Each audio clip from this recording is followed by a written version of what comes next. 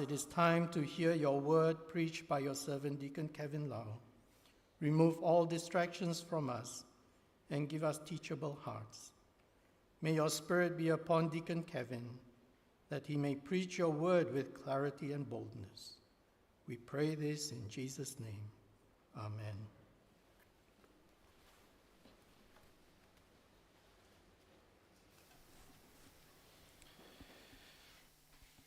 오늘은 케빈 집사님께서 형제 사랑의 이유와 증거라는 제목으로 요한일서 5장 1절에서 3절 말씀을 가지고 말씀을 나눠 주시겠습니다.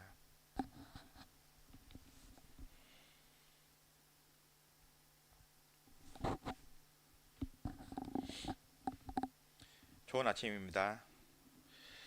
성도 여러분, 오늘 우리는 요한일서 강해의 마지막 장을 시작하게 됩니다. 여러분도 이미 느끼시고 계시겠지만 오늘 우리는 새로운 주제로 넘어가려는 것이 아닙니다. 오히려 사도 요한이 이 서신 전체에서 계속해서 강조해왔던 주제를 정리하고 마무리하는 부분에 이르고 있습니다. 사도 요한은 그의 글 속에서 신학적 진리를 매우 분명하게 표현하는 사람으로 알려져 있어서 흔히 신학자 요한이라고 불리웁니다. 그런데 요한일서를 보면 그것이 단순히 교리를 설명하는 글이 아니라 성도들의 영혼을 돌보는 목회자의 마음으로 기록된 편지라는 것을 알 수 있습니다. 제가 이렇게 말씀을 드리는 이유는 요한이 진리를 전개하는 방식을 보면 분명하게 보이기 때문입니다. 여러분은 양치기가 양떼를 인도할 때 양치는 개가 어떻게 일하는지 보신 적이 있습니까? 양치기 개는 양떼 주위를 계속 돌며 양들을 한 방향으로 가도록 돕고 무리에서 이탈하는 양이 없도록 살핍니다. 요한이 이 서신서를 통해 하고자 하는 일이 바로 그것과 같습니다. 같은 진리를 반복해서 말하고 또 다시 강조하면서 그 진리가 우리 마음속에 분명히 자리 잡도록 돕고 있는 것입니다.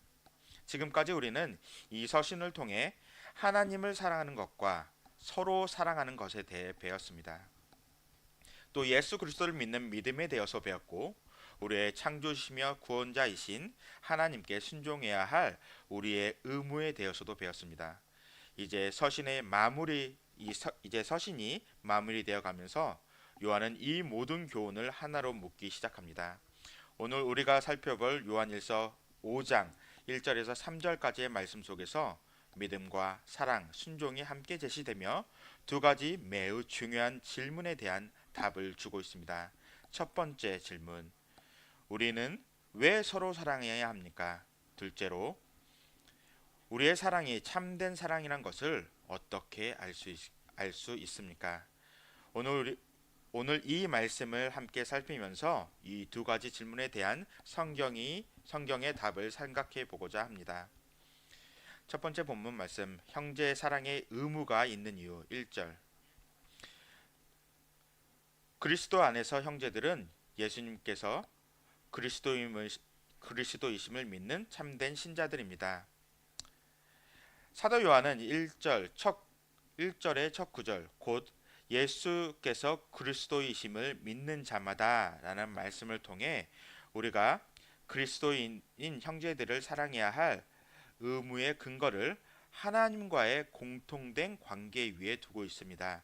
이 구절에서 요한이 말하자고 하는 뜻은 모든 그리스도인 형제는 예수께서 그리스도이심을 믿는 참된 신자라는 것입니다. 이 믿음은 단순히 예수께서 그리스도이심을 지적하는 예수님이심을 지적으로 인정하는 것을 의미하지 않습니다. 그것은 하나님께서 구약에서 약속하신 메시아가 바로 예수님이심을 믿는 참된 고백이며 그분이 선지자요 제사장이며 왕이시고 죄인을 구원하시는 유일한 구주이심을 믿는 고백입니다. 우리는 단순한 지적 동의가 참된 믿음이 아님을 성경을 통해서 알 수 있습니다. 예수님께서 이 땅에서 사역하실 때 약한 영들도 그분이 하나님의 거룩하신 이심을 인정하였습니다. 이 악한 영들이 참된 신자가 아니라는 것은 매우 분명합니다. 복음에 기록된 거라사 지방에서 귀신 들린 사람의 사건을 보면 이 약한 영들은 예수님께서 그들을 돼지떼로 보내실 때 그 명령에 복종할 수밖에 없었습니다. 이것은 단순한 복종만으로는 참된 믿음이 될 수 없음을 가감없이 보여줍니다. 예수님께서는 권세와 능력으로 귀신을 내쫓으셨고 그들은 그 권세 앞에 복종했습니다. 예수님께서는 또한 우리에게도 그분의 명령에 순종하라고 명하실 권세와 능력을 가지셨지만 우리는 여전히 많은 경우에서 그분께 온전히 순종하지 않습니다. 그럼에도 우리가 그분을 믿는 자라 불립니다. 그렇다면 예수님의 명령에 복종했던 악한 영들과 우리 사이의 차이는 무엇입니까? 악한 영들은 두려움 때문에 복종하였습니다. 마가복음 5장 7절을 보면 그들이 큰 소리로 부르짖으며 지극히 높으신 하나님의 아들 예수여 당신이 나와 당신이 무슨 상관이 있나이까 원하건대 하나님 앞에 맹세하고 나를 괴롭히지 마소서 하니 아멘 이라고 말하는 장면이 나옵니다. 그들은 예수님의 능력을 두려웠기 때문에 고통을 주지 말라고 간구하였던 것입니다. 그러나 우리를 그들과 다르게 하는 것은 성령님께서 주신 믿음이라는 선물입니다. 우리가 여전히 연약하여 때로는 불순종할지라도 우리는 그리스도를 믿는 참된 신자로 여겨집니다. 그러므로 예수님께서 하나님의 아들이심을 겉으로 또는 입으로 인정하는 것만으로는 그것을 참된 믿음이라 할 수 없습니다. 또한 겉으로 순종하는 모습만으로도 충분하지 않습니다. 하나님께서는 우리가 그분께 전적으로 순종하기를 원하십니다. 그러나 그 순종은 그분의 권세와 능력에 대한 두려움에서가 아니라 그분을 향한 참된 믿음 위에 세워진 것이어야 합니다. 우리는 먼저 예수님께서 약속된 메시아 곧 그리스도이심을 믿어야만 합니다. 히브리어 칭호인 메시아와 헬라어 칭호인 그리스도는 모두 기름 부은 자라는 뜻입니다. 예수님은 구약에서 예언된 바로 그 약속의 기름 부은 자이십니다. 다니엘 9장 24절에서 27절 말씀에서는 메시아의 나타나실 때와 죽으실 때를 예언하고 있으며 미가 5장 2절에서는 그분이 베들레헴에서 태어나실 것을 분명히 밝히고 있습니다. 또한 이사야 7장, 9장, 53장, 61장에서는 메시아께서 어떻게 오실지 그리고 어떤 사역을 하실지 그리고 어떻게 죽으실지가 예언되어 있습니다. 우리는 이 모든 예언이 예수님 안에서 성취되었다는 사실을 참으로 믿고 계십니까? 그분의 동정녀 탄생과 사역 그리고 갈보리 십자가에서의 죽으심을 통해 예수님이 바로 메시아요 그리스도이심이 분명하게 나타나고 있다는 것을 믿고 있습니까? 또한 우리는 그분이 하나님께서 기름 부으신 위대한 선지자로서 우리에게 구원의 길을 보여주고 계시는 분이심을 믿고 계십니까? 그분은 생명의 말씀이시며 하나님을 우리에게 나타내시는 분이심을 그리고 그분의 가르침과 계명이 우리가 그분의 형상을 닮아가도록 돕기 위해 주어진 하나님의 진리이기에 우리가 필히 순종해야 할 말씀임을 믿고 계십니까? 또 우리는 그분이 우리의 대제사장이심을 믿고 있습니까? 하나님께서 세우신 대제사장으로 온 인류의 죄를 위하여 단 한 번의 제사를 지르셨고 그 단 한 번의 희생으로 우리의 죄를 완전히 속죄하셨음을 믿고 있습니까? 그래서 누구든지 그분을 믿는 자마다 죄 사함을 온전히 받는 사실을 믿고 있습니까? 마지막으로 우리는 그분이 교회의 왕이심을 믿고 계십니까? 그렇다면 우리는 그분의 다스리심에 자신을 복종시키고 우리의 기호나 생각에 따라 스스로의 법을 정하는 것이 아니라 그분의 법과 명령에 순종해야 하지 않겠습니까? 그분의 나라의 백성으로서 우리는 그분의 계명을 지키며 우리의 삶 속에서 그분의 나라가 이루어지기를 바라며 살아가야 할 것입니다. 이 질문에 대한 우리들의 대답이야말로 우리가 예수님을 참으로 그리스도로 믿고 있는지에 대한 증거가 될 것입니다. 그렇다면 우리는 예수님이 죄인들의 유일한 구주이시며 하나님께 나아가는 다른 길이 없다는 사실을 믿고 있습니까? 성경은 예수님만이 하나님께 나가는 유일한 길이라고 분명하게 가르쳐 줍니다. 예수님께서도 요한복음 14장 6절에서 이렇게 말씀하셨습니다. 예수님께서 이르시되 내가 곧 길이요 진리요 생명이니 나로 말미암고서는 아버님께로 올 자가 없느니라. 또한 사도 베드로도 사도행전 4장 12절에서 이렇게 증거하였습니다. 다른 이로서는 구원을 받을 수 없나니 천하 사람 중에 구원을 받을 만한 다른 이름을 우리에게 주신 일이 없음이라 하더라. 아멘. 하나님께서 나아가는 유일한 길, 우리의 죄에서 구원받는 유일한 길은 오직 예수 그리스도를 통해서입니다. 우리는 이 기독교 신앙의 가장 중요한 교리를 진정으로 믿고 있습니까? 많은 경우 사람들은 눈에 보이지 않고 손에 잡히지 않는 것을 신뢰하기보다 자신의 노력과 힘을 더 쉽게 의지하려 합니다. 우리가 수고하려고 애쓴 것은 눈으로 보고 느낄 수 있기 때문에 때로는 그리스도인조차 선하게 살아가기 위해 더 많이 노력하고 더 많이 순종하면 하나님께서 우리를 받아주실 만큼 충분히 선해질 수 있다고 생각하기 쉽습니다. 그러나 악한 영들이 예수님 명령에 순종하였던 것이 그들에게 아무런 의가 되지 못하고 구원을 주지 못했던 것처럼 우리가 예수님을 온전히 신뢰하지 않는다면 우리의 인간적인 노력도 하나님 앞에서는 아무런 공로나 의가 될 수 없습니다. 우리는 예수님만이 하나님께 나아가는 유일한 길이시며 우리의 죄에 구원하실 유일한 구주이심을 믿어야 합니다. 그렇다고 해서 우리가 예수님을 믿는다면 이제 하나님께 순종할 필요가 없다고 말하는 것은 아닙니다. 그것이 아니라 우리의 구원을 위해 우리 자신의 순종을 의지해서는 안 된다고 말하고 있는 것입니다. 우리의 순종을 의지하여 구원을 얻는 것이 아니라 예수님을 믿기 때문에 그분께 순종하는 것입니다. 우리의 순종은 하나님께 어떤 공로를 얻기 위함이 아니라 하나님께서 먼저 우리를 사랑하시고 은혜를 베풀어 주셨기 때문에 그 은혜에 대한 감사와 사랑으로 드려지는 것입니다. 우리는 하나님께서 우리를 사랑하셨기 때문에 그분을 사랑하고 하나님께서 우리에게 은혜를 베푸셨기 때문에 기쁨으로 순종하는 것입니다.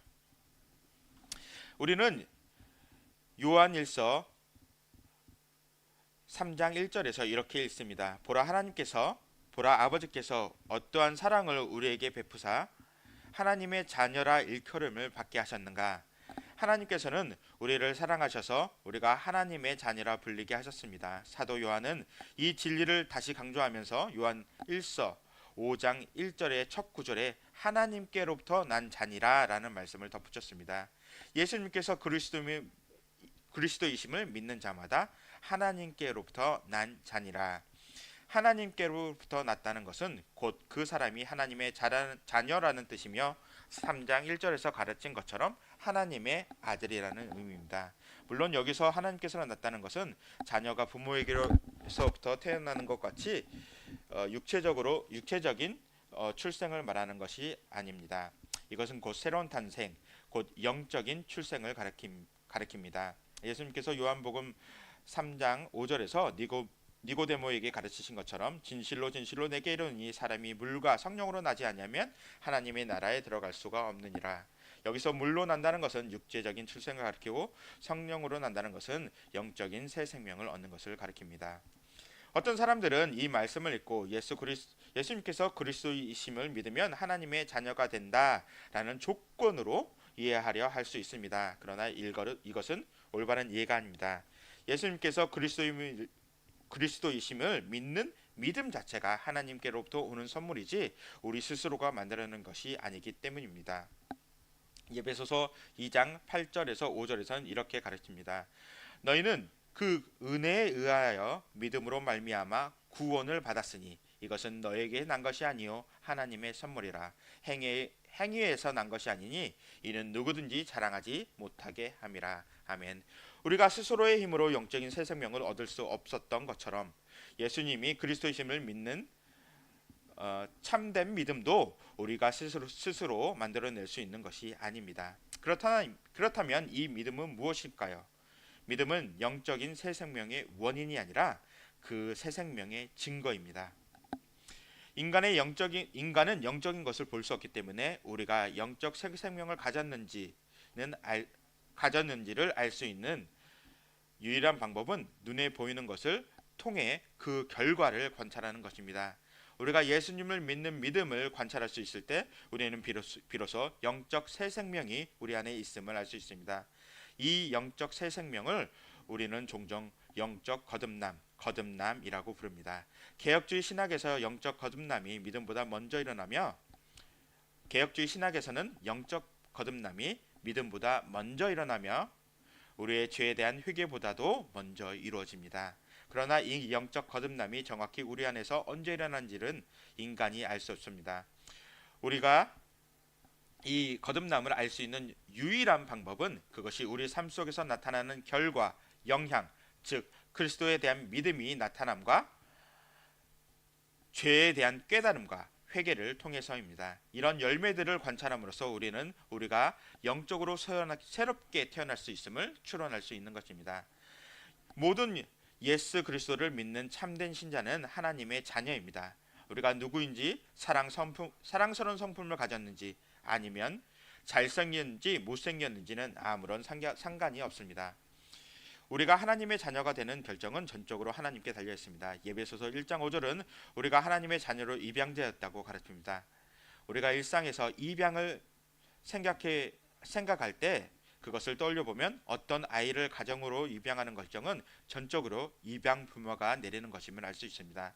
입양될 아이가 결정권을 갖는 경우는 거의 없습니다.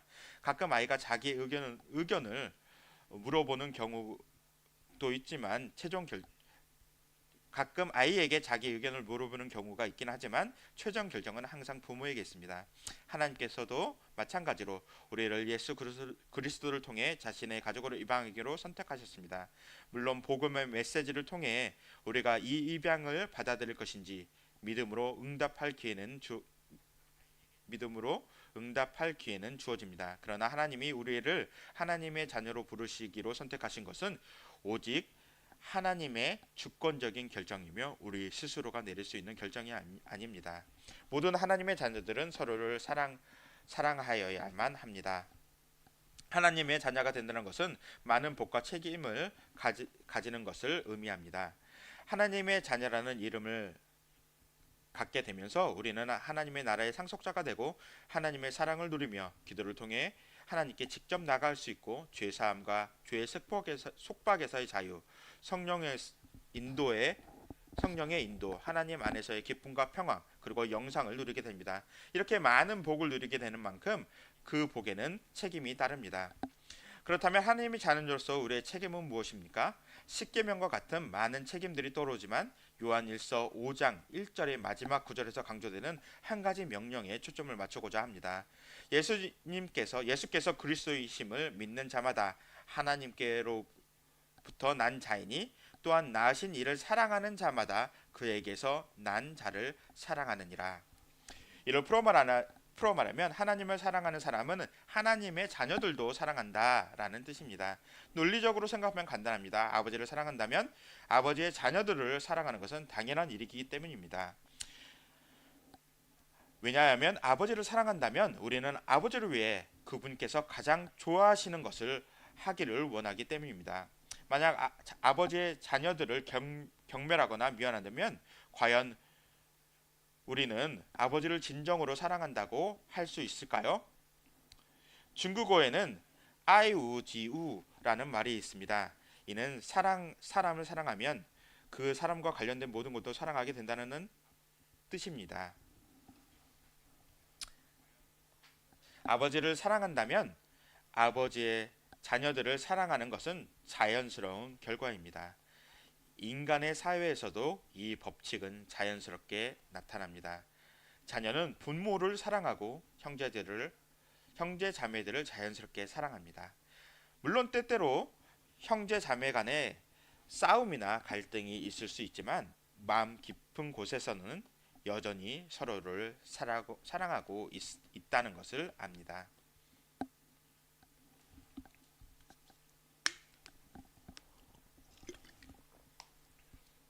사도 요한은 여기서 이 인간 사회의 자연 법칙을 영적인 영역으로 옮기고 있습니다. 그리스도인들은 하나님께로부터 거듭나 하나님의 자녀가 되었고, 이제 우리는 하나님 아버지께 사랑으로 연결되어져 있습니다. 이 새 생명으로 우리는 영적 가정, 즉 하나님 가족의 일원이 되었으며, 예수님은 그 가정의 맏아들이시고 다른 믿는 이들은 우리의 형제 자매가 되었습니다. 아버지께서 우리를 사랑하셔서 하나님의 자녀로 부르셨고, 우리는 하나님의 가족으로 입양되었습니다. 그러므로 우리는 당연히 아버지를 사랑해야만 합니다. 이 자연 법칙에 따라 또한 우리는 하나님의 가족인 형제 자매들을 사랑해야만 합니다. 그리스도 안에서 함께 믿는 형제 자매를 사랑하는 것은 하나님을 사랑하는 것에 대한 우리의 사랑의 표현의 필수적인 부분입니다. 아버지를 사랑하면서도 그분의 자녀들을 미워할 수는 없습니다. 만약 형제들을 미워한다면 우리는 거짓말쟁이가 되는 것이며, 요한일서 4장 20절이 가르치듯 참으로 하나님을 사랑하지 않는 것입니다. 요한일서 4장 20절, 누구든지 하나님을 사랑하노라 하고 그 형제를 미워하면 이는 거짓말하는 자니, 보는 바 그 형제를 사랑하지 않은 자는 보지 못하는 바 하나님을 사랑할 수 없느니라. 아멘. 즉 하나님 사랑과 형제 사랑은 분리될 수 없으며, 진정한 하나님의 사랑은 우리의 형제 자매를 향한 사랑으로 나타나야 한다는 것입니다. 성도 여러분, 보셨다시피 우리가 하나님을 사랑한다고 고백하였다면 서로 믿는 자들을 사랑해야 할 의무가 있습니다. 이건 선택이 아니라 하나님의 명령에 따라 살아가는 순종된 영적 삶에서 필연적으로 맺히는 열매입니다. 사랑 없는 그리스도인은 모순입니다. 참된 그리스도인들은 서로를 향한 사랑 없이 살아갈 수 없습니다. 하나님은 사랑이시고 예수님께서 우리에게 명령하신 대로 우리는 서로 사랑해야 하기 때문입니다. 요한복음 13장 34절 35절 말씀에서 예수님께서 말씀하셨습니다. 새 계명을 너희에게 주노니 너희는 서로 사랑하라. 내가 너희를 사랑하는 것 같이 너희도 서로 사랑하라. 너희가 서로 사랑하면 이로써 모든 사람이 너희가 내 제자인 줄을 알미라. 아멘. 만약 스스로 그리스도인이라 고백하는 사람이 삶 속에서 사랑 없는 행동을 보인다면 우리는 그 사람에게 진정한 거듭남이 일어났는지를 의심할 충분한 이유가 있습니다. 진정한 거듭남은 반드시 사랑의 열매로 나타나기 때문입니다. 두 번째 본문으로 넘어가겠습니다. 진실한 형제 사랑의 증거. 이제 본문의 다음 두 구절을 다루면서 우리의 사랑이 참된 것인지 어떻게 분별할 수 있는지를 살펴보고자 합니다. 우리는 이 서신에서 사도 요한이 제시하는 또 하나의 시험, 곧 우리의 사랑이 진실한 것인지를 점검하는 기준을 만나게 됩니다. 감정을 속일 수 없고 안정적이지도 않습니다. 말로만 하는 고백은 공허하며 아무것도 아닌 것이 될 수 있습니다. 그러므로 우리의 사랑이 참된 것인지를 판단하기 위해서는 더 실질적이고 확실한 기준이 필요합니다. 우리가 하나님을 사랑하며 형제 자매를 사랑할 때 그 사랑은 참된 것입니다. 2절에서 요한은 우리가 하나님을 사랑할 때 우리가 하나님의 자녀를 사랑하는 줄 알게 된다고 기록하였습니다. 이 말씀은 1절 마지막 부분에서 그가 쓴 내용과는 반대로 보입니다. 그래서 우리는 요한이 우리가 하나님의 자녀를 사랑할 때 하나님을 사랑하는 줄 아느니라 라고 기록하는 것을 기대하실지도 모릅니다. 왜냐하면 하나님의 자녀를 사랑하는 일은 우리 사람 속에서 쉽게 드러날 수 있기 때문입니다. 그러나 요한은 반대로 기록하였습니다. 왜 그랬을까요? 어떻게 보면 이것은 논리적으로 이해하기가 어려운 순환 논등처럼 보입니다. 그러나 저는 이것이 사도 요한의 사고 속에서 이 두 개념이 서로 분리되어 존재할 수 없는 것이기 때문이라고 생각되어집니다. 하나님을 사랑하지 않으면서 그분의 자녀를 사랑할 수가 없고, 또한 그분의 자녀를 사랑하지 않으면서 하나님을 사랑할 수 없기 때문입니다. 우리는 이전에 살펴본 요한 1서의 말씀을 통해 사랑이 단순한 감정이나 순간적인 느낌이 아니라는 사실을 배웠습니다. 대신 요한 1서 4장 7절의 말씀에 사랑하는 자들아 우리가 서로 사랑하라, 사랑은 하나님께 속한 것이니 라는 말씀을 통해 우리가 배웠던 것처럼 사랑은 하나님께로부터 흘러나와야 합니다. 서로에 대한 우리의 사랑은 하나님께서 우리를 사랑하신 그 사랑으로부터 흘러나와야 합니다. 그것은 반드시 하나님께서 기원한 사랑이어야 그것은 반드시 하나님으로부터 기원한 사랑이어야 하는데, 그래야만 그 사랑이 참되다는 것을 확신할 수 있기 때문입니다. 우리가 이 세상에서 흔히 말하는 사랑은 감정과 육체적인 끌림에 더 많이 근거해 있습니다. 물론 세상 사람들이 그것 또한 참되고 진실한 사랑이라고 세상 사람들은 그것 또한 참되고 진실한 사랑이라고 말할 것입니다. 그러나 우리는 그것이 하나님께로부터 흘러나온 사랑이 아니라는 사실을 기억해야만 합니다. 하나님은 사랑이시라. 그러므로 우리는 하나님께로부터 오는 이 사랑만이 유일하게 참된 사랑이라는 것을 알아야만 합니다. 하나님께서 사랑의 참된 정의이시기 때문입니다.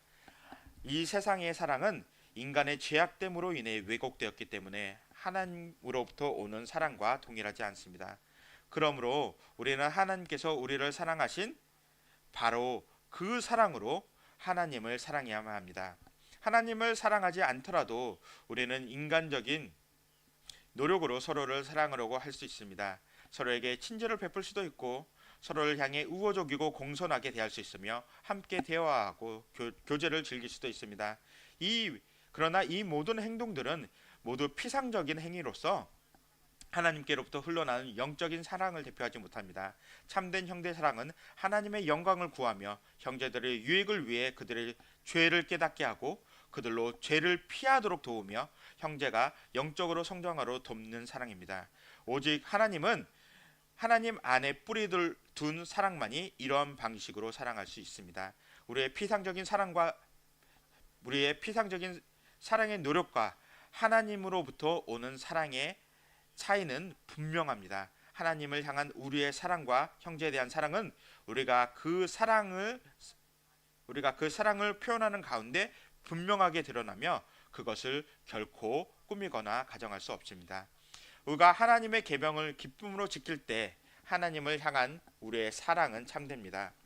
요한은 형제 사랑의 진정성을 입증하기 위해 그의 시험을 한 걸음 더 나아가 하나님 계명에 대한 순종을 포함시켰습니다. 하나님을 사랑하는 것과 그분의 계명을 지키는 것은 분리될 수 없는데, 그 이유는 하나님을 사랑하는 논리적 결과가 곧 그분의 계명을 지키는 것이기 때문입니다. 그는 이를 3절에서 더욱 분명하게 강조하였습니다. 하나님을 사랑하는 것은 이것이니 우리가 그의 계명을 지킬 것이라. 그의 계명들은 무거운 것이 아니로다. 아멘. 하나님을 사랑하는 것은 감정적인 경험이 아니라 그것은 도덕적인 현실이며 하나님을 사랑했다는 다짐이고 하나님께 순종하겠다는 결단입니다. 우리의 순종이 우리에게 어떠한 공로를 쌓아주시는 것이 아니라는 점을 분명히 인식해야 합니다. 순종은 하나님의 사랑을 얻기 위한 수단도 아니며 구원을 얻기 위한 조건도 아닙니다. 순종은 하나님의 사랑의 외적인 표현이며 보이지 않는 사랑이 드러나는 가시적인 증거입니다. 하나님을 사랑하는 마음은 시편 기자가 시편 40편 8절에서 기록한 것처럼 하나님의 계명을 지키는 일을 기뻐합니다. 시편 40편 8절에서 나의 하나님이여 내가 주의 뜻 행하기를 즐거워하오니 주의 법이 나의 심중에 있나이다. 아멘. 성령으로 거듭난 마음은 하나님의 뜻을 행하는 것을 기뻐하며 그분의 계명에 순종하는 것을 기뻐합니다. 그러나 타락한 죄인에게는 하나님의 계명은 무겁고 괴롭힘을 주는 것으로 여겨질 것입니다. 그 계명들은 인간의 모든 노력으로는 순종할 수 없는 것이기 때문입니다. 이 계명들을 지킬 수 있는 능력은 오직 성령으로 거듭난 마음에만 속해 있습니다. 이 계명들을 우리에게 주신 하나님께서는 또한 새로운 본성을 우리에게 주셔서 우리가 그 계명들을 순종하기를 원할 뿐 아니라 실제로 순종할 수 있는 능력도 함께 주십니다. 이것은 우리 하나님의 구원 계획의 아름다움입니다. 하나님께서는 우리의 믿음의 창시자이며 완성자이시기 때문에 단지 계명만 주시고 우리의 힘으로 그걸 지키라고 요구하시지 않으시고 오히려 그 계명들을 순종하고 지킬 수 있도록 우리를 능하게 하셨습니다. 그러므로 이 절의 마지막에서 그의 계명들은 무거운 것이 아니로다라고 가르치고 있는 것입니다. 하나님의 능하게 하심으로 인해 그분의 계명에 대한 순종은 우리에게 짐이 되지 않습니다.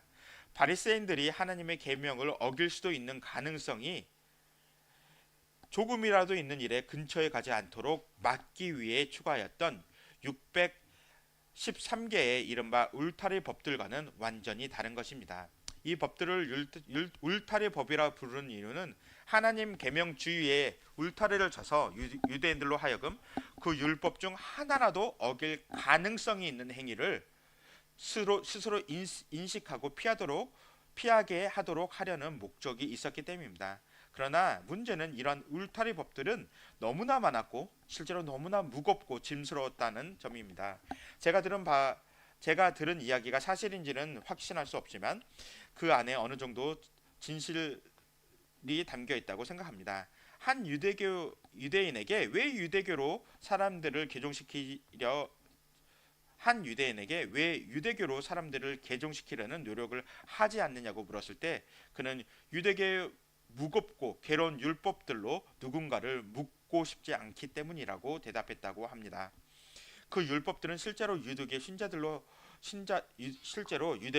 살아가는 삶을 너무나 어렵게 만듭니다.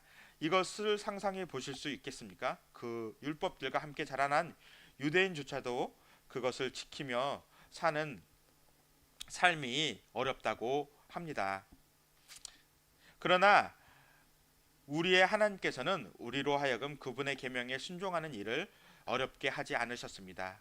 그의 계명들은 무거운 것이 아니로다라고 기록하신 이유는 하나님께서 친히 자기 백성들에게 그 계명에 순종할 수 있는 능력을 주셨기 때문입니다. 이 얼마나 놀라운 소식입니까?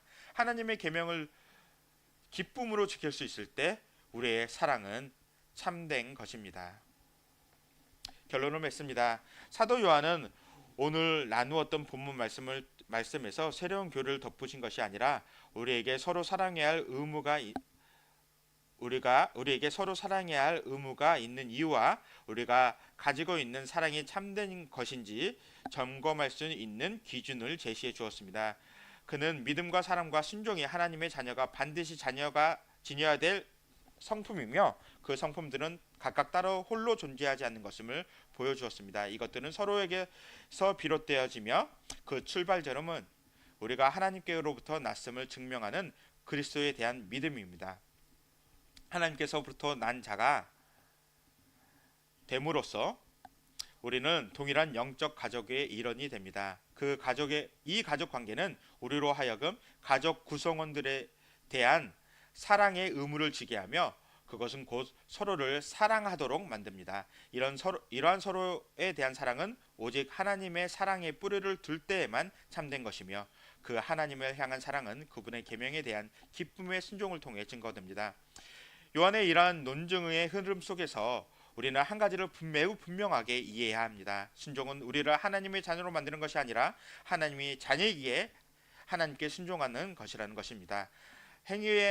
행위가 생명을 만들어내는 것이 아니라 생명이 행위를 만들어냅니다. 율법을 지킨다고 해서 사랑을 얻는 것이 아니라 사랑이 율법의 기쁨으로 순종하게 합니다. 우리는 한 가정 안에서 아버지로부터 어떤 규칙들을 부여받은 한 아이를 떠올려 볼 수 있습니다. 이 아이는 징계에 대한 두려움이나 불순종이 초래할 결과로 인해 아버지께 순종할 수도 있습니다. 규칙들을 지켰다는 점에서 이러한 순종이 잘못된 것이라고 말할 수는 없을 것입니다. 그러나 이러한 순종은 그 아이에게 무거운 짐이 되었을 것입니다. 규칙에 마음으로는 원치 않으면서도 반드시 신중해야만 하는 그 사실은 그 아이에게 큰 부담을 주었을 것이며 결국에는 모든 규칙들이 짐처럼 느껴졌을 것입니다. 반면에 아버지를 사랑하는 아이라면 전혀 다른 방식으로 규칙들을 지켰을 것입니다. 단지 그 규칙들만 따르는 것이 아니라 그 규칙 뒤에 담긴 아버지의 사랑과 마음과 의도를 생각했을 것입니다. 그럴 때 그 규칙에 대한 순종은 자신의 아버지를 향한 사랑과 신뢰와 기쁨의 표현이 됩니다. 이것은 우리와 하나님과의 관계에서도 마찬가지로 이루어집니다. 거듭나지 않은 죄인들은 하나님의 율법을 괴롭고 무거운 것으로 밖에 여길 수밖에 없는데 이는 그들에게는 하나님의 율법이 요구하는 바를 이룰 능력이 없기 때문입니다. 반면에 거듭나신 자들은 하나님의 계명을 기쁨으로 여기며 하나님의 향한 사랑의 표현으로서 그것들에 기쁘게 순종합니다. 이러한 태도는 다윗의 시편 119편 97절에서 잘 나타나 있습니다. 내가 주의 법을 어찌 그리 사랑하는지요 내가 그것을 종일 작은 소리로 읊조리나이다. 아멘. 하나님의 계명이 가볍다고 말하는 것은 그것들이 쉽기 때문이 아닙니다. 사실 우리는 하나님의 계명들이 결코 쉽지 않은 것을 분명하게 인정할 것입니다. 그럼에도 불구하고 그 계명들이 무겁지 않고 가볍게 여겨지는 이유는 그 계명들을 받는 거듭난 마음이 그것들을 기뻐하기 때문이며 또한 그 마음이 성령의 능력으로 말미암아 기쁨으로 그 계명들을 이룰 수 있는 힘을 얻었기 때문입니다. 이로써 우리는 사도 요한이 우리로 하여금 점검하도록 했던 핵심으로 다시 돌아오게 됩니다. 첫 번째, 예수님께서 그리스도이심을 믿고 계십니까? 두 번째, 하나님 아버지를 사랑하십니까? 세 번째, 하나님의 자녀들을 사랑하십니까? 마지막으로 완전하지는 않지만 진실하게 그분께 순종하며 살기를 원하고 계십니까? 이 질문들에 대한 올바른 대답은 예, 그렇습니다 여야만 합니다. 그러나 이 대답들이 우리의 구원의 근거가 되는 것이 아닙니다. 오히려 이 대답들은 우리가 이미 구원을 받았음을 증명해주는 증거입니다. 기도하겠습니다.